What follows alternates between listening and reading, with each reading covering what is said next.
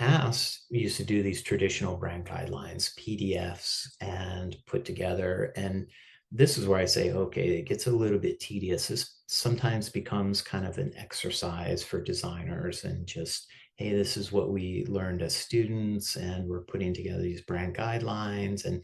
But people aren't really going to refer to them. It's not very practical. So this is, 10 years ago, like an old PDF of how we used to do brand guidelines. So now there's a lot of opportunity to do it online, and MediaValet has this experience portals, which is incredibly helpful because there's a bunch of templates, and that application is literally drag and drop. And so you can build this microsite on your brand in basically an afternoon. You can just pull everything into one place.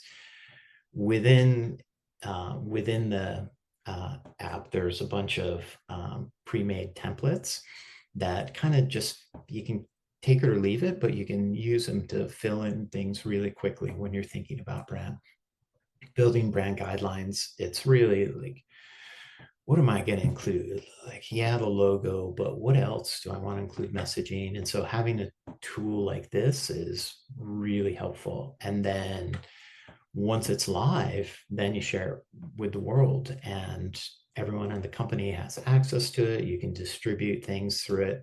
And then this portal is great because there's going to be login permissions. You can kind of control what people are seeing. And so sharing with vendors, sharing with people telling better stories is great.